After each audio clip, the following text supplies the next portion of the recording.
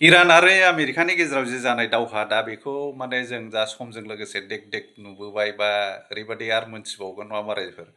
दा जोङो जे इराननि फरेन मिनिस्टार जे आब्बास आरगाची बिथाङा अलरेडि माबायाव दंहैयो नङा होमबा रासियावहाय दा रासियाव बिथां प्रेसिडेन्ट पुटिनजों रायलायबाय लोगो हमबाय दा बे जे लोगो हमनायनि मिटिं दा बाहाय बिथाङा ओरैबायदि मोनसे धन्यबाद जासिनाय आरो ओमफ्राय ओरै बेराफारसे पुटिनाबो माने जेसेबांनाखि हेल्प नांगौ बेखौ माने हेल्प होनो थाखाय राजि जानाय दा बेखौ जों बिनि गेजेरजों मोनथिनो मोनो थारैनो इरान आरो आमेरिकानि गेजेराव जे जानाय दावहा बाहाय माने बिराद गिदिर मोनसे आखाइ दं जाहैबाय बेनो जाहैबाय रासिया दा बिथांमोनहा बै समाव जेब्ला इउक्रेन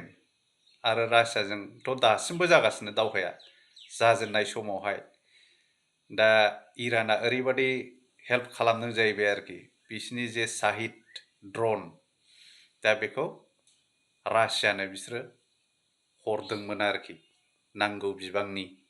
दा बे जे रासिया आरो इउक्रेनजों जानाय दावहा बाहाय बाहायनो थाखाय दा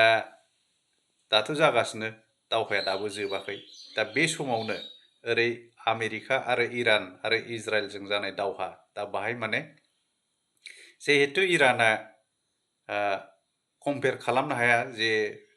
रासिया बा आमेरिकाफोर बायदि गिदिर कान्ट्रि नङा अब्लाबो माने जेसेबांनाखि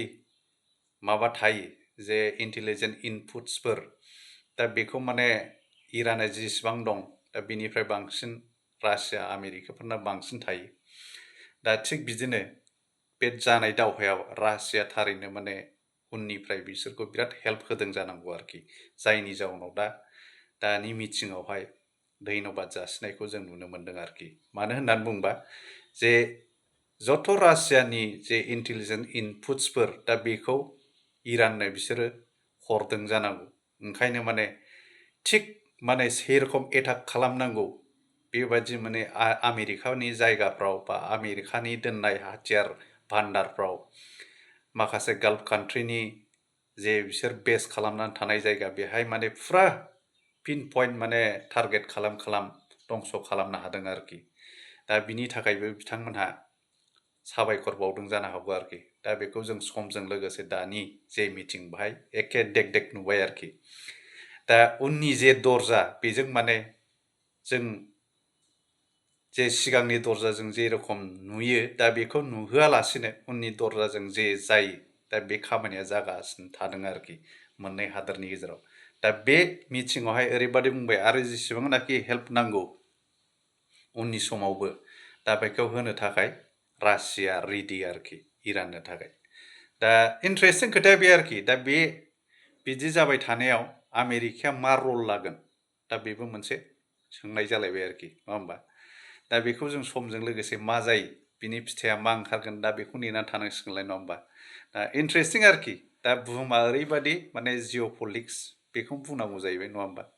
माने मारै खालामनानै दस्राखौ गादबनो हागोन मारैबा गावनि कब्जायाव खालामनो हागोन मारैबा बेफार फालांगिफ्रा मोजां जागोन गावनि हादोरनि थाखाय नङा होमबा रायजोफोर